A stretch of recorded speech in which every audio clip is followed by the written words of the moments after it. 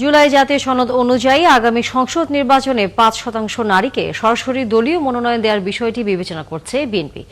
দলের মনোনয়ন প্রত্যাশীদের খসড়া তালিকায় আছে কমপক্ষে ১৫ জন নেত্রীর নাম। কারা সেই সৌভাগ্যবান নারী, দলের নীতি নির্ধারণী পর্যায় থেকে সে বিষয়ে ধারণা মিলেছে। বিস্তারিত জানাচ্ছেন শফিকুল হক।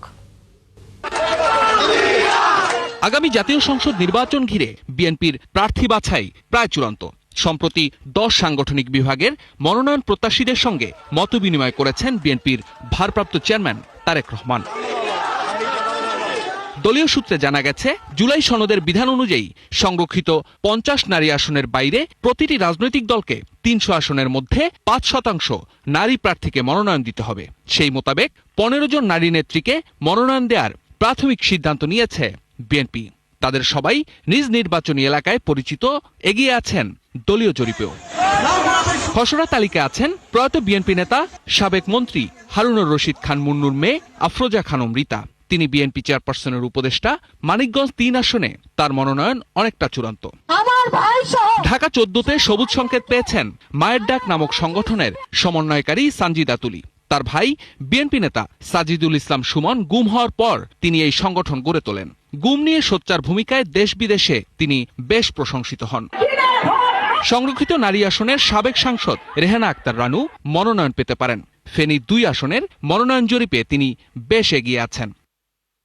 নাটোর ১ আসনে মনোনয়ন পেতে পারেন সাবেক যুব ও ক্রীড়া প্রতিমন্ত্রী প্রয়াত ফজলুর রহমান পটলের মেয়ে, জেলা বিএনপির যুগ্ম আহ্বায়ক ফারজানা শারমিন পুতুল। আওয়ামী লীগ শাসনামলে সরকারি বাধায় সঙ্গীত থেকে অনেকটা দূরে সরে যান বেবি নাজনীন। স্বাচ্ছন্দ্যে কাজ করতে না পারায় বেদনা নিয়ে দেশ ছাড়তে বাধ্য হন তিনি। বিএনপির রাজনীতির সাথে সম্পৃক্ত থাকায় নীলফামারী ৪ আসনের মনোনয়ন আলোচনায় তিনিও আছেন। জিয়াউর রহমানের হাতে গড়া দল বিএনপির প্রতিষ্ঠাতাকালীন নেতা মশিউর রহমান জাদু মিয়ার মেয়ে রিটা রহমান রংপুর ৩ আসনে মনোনয়ন পেতে পারেন। সঙ্গীতের পাশাপাশি বিএনপির রাজনীতিতে বেশ সক্রিয় কনক চাপা। সিরাজগঞ্জ ১ আসনে দ্বিতীয়বার বিএনপির পক্ষে নির্বাচনের লড়াইয়ের টিকিট পেতে পারেন তিনি। শেরপুর ১ আসনে ধানের শীষ প্রতীকের প্রার্থী হতে পারেন জেলা বিএনপি নেতা হযরত আলীর মেয়ে চিকিৎসক সানসিলা জেবরিন প্রিয়াঙ্কা। ২০১৮ সালেও তিনি বিএনপির মনোনয়ন পেয়েছিলেন। ছাত্র রাজনীতি থেকে উঠে আসা জাতীয়তাবাদী মহিলা দলের সিনিয়র যুগ্ম সাধারণ সম্পাদক ও বিএনপির সহ শিক্ষা বিষয়ক সম্পাদক হেলেন জেরিন খান। মাদারীপুর ২ আসনে সবুজ সংকেত পেয়ে মাঠে কাজ করছেন এই নারী নেত্রী।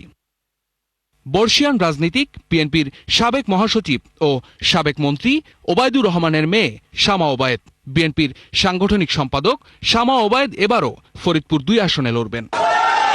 বিএনপির দুর্গ হিসেবে পরিচিত ফরিদপুর ৩ আসন পুনরুদ্ধারের লড়াইয়ে এবার মাঠে নামবেন চৌধুরী কামাল ইবনে ইউসুফের মেয়ে নায়াবা ইউসুফ।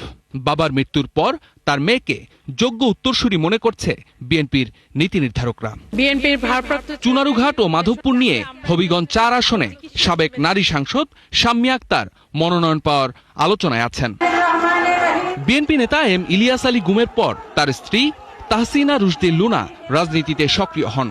স্বামীর জনপ্রিয়তা আর নিজের আন্তরিকতা দিয়ে অল্প দিনেই স্থানীয় বিএনপিতে তিনি গুরুত্বপূর্ণ হয়ে ওঠেন।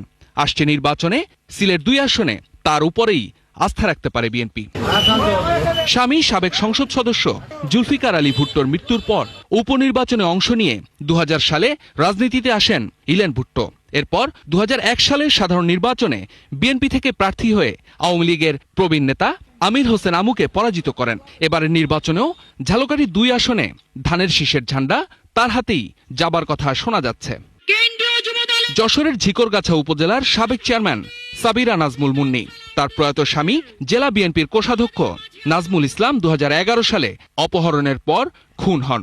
স্বামীর মৃত্যুর পর গৃহিণী থেকে রাজনীতিতে আসেন মুন্নি। যশোর ২ আসনে তার মনোনয়ন পাওয়ার সম্ভাবনা বেশি। একই পরিবার থেকে একাধিক ব্যক্তি মনোনয়ন পাবেন না, এমন সিদ্ধান্ত বিএনপির। তবুও মনোনয়ন পাওয়ার আলোচনায় আছেন মহিলা দলের সভাপতি আফরোজা আব্বাস, সাবেক সাংসদ রুমানা মাহমুদ, হাসিনা আহমেদ। এর বাইরেও রুমিন ফারহানা, মাসুদা আফরোজ সূচি, নেওয়াজ হালিমা আর্লি সহ আরও বেশ কয়েকজনের নামও শোনা যাচ্ছে।